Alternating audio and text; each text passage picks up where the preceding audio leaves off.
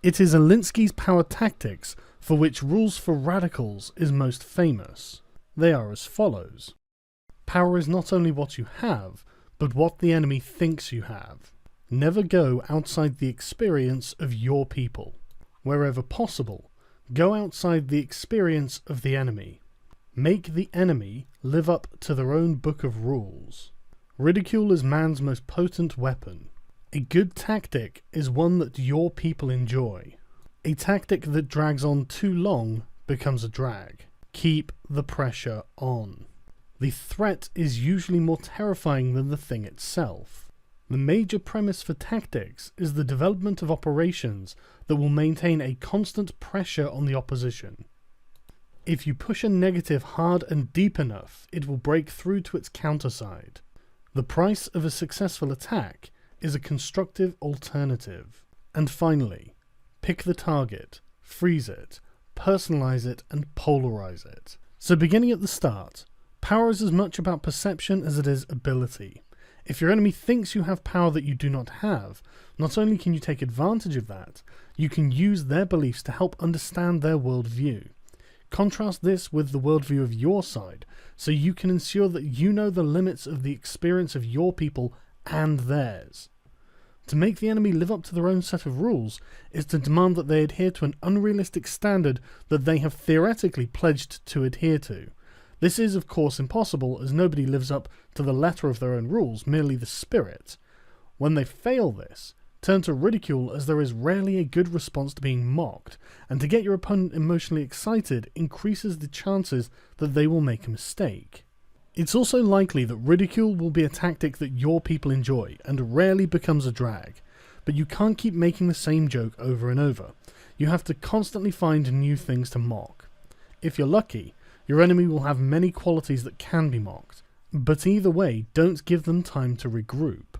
If they are on the defensive, keep going because, as Alinsky says, the threat is usually more terrifying, because power is often about perception. Living with the terrifying event is often easy enough after the fact, but the fear and pressure will force your opponent's hand. This should be the point of all tactical operations of the organization, even if the action seems ineffective, as Gandhi showed when he pushed the negative of passive resistance hard enough to make the anti-British protesters the sympathetic side in the conflict. Perception is important. If people outside of the conflict see one side taking an absolute battering, they will feel sympathy for them, and that becomes a weapon against the status quo, because it shows that the current batch of haves can't be responsible with their own power.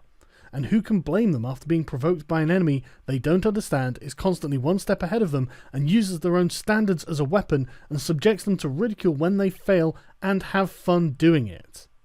It's no wonder that they would lash out. To discredit the status quo is exactly the point, which is precisely what this does, so an alternative must be available to begin constructing a new power structure around, while the components of the old, as Alinsky so eloquently puts it, are picked, frozen, personalized, and polarized. Choose an issue on which your people can be 100% against, and nobody reasonable can be 100% for, and you cannot fail to discredit that person. Dismantling the power structure begins by discrediting individuals. However, these tactics are meaningless if you cannot be honest with yourself, if you can't gauge outside perceptions of your actions, if you are not perceived to be in the right on an issue, you will fail and discredit yourself. It is a very powerful but also very risky strategy. Quote, I have emphasized and re-emphasized that tactics means you have to do what you can with what you've got, and that power in the main has always gravitated towards those who have money and those whom people follow. The resources of the have-nots are 1. No money, and 2. Lots of people. Alright, let's start there. People can show their power by voting. What else? Well, people have physical bodies. How can they use them?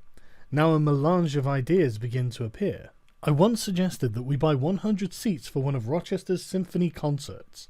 We would select a concert in which the music was relatively quiet.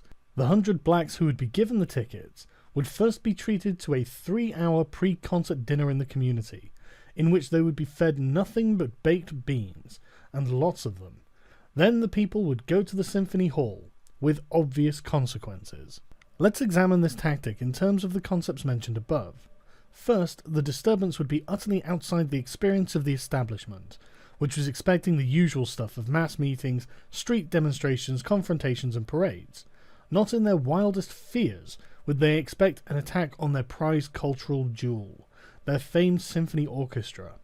Second, the action would ridicule and make a farce of the law, for there is no law, and probably never will be, banning natural physical functions. There will be nothing here that the police department or the ushers or any other servants of the establishment could do about it. The law would be completely paralysed.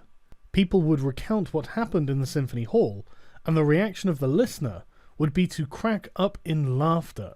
It would make the Rochester Symphony and the establishment look utterly ridiculous.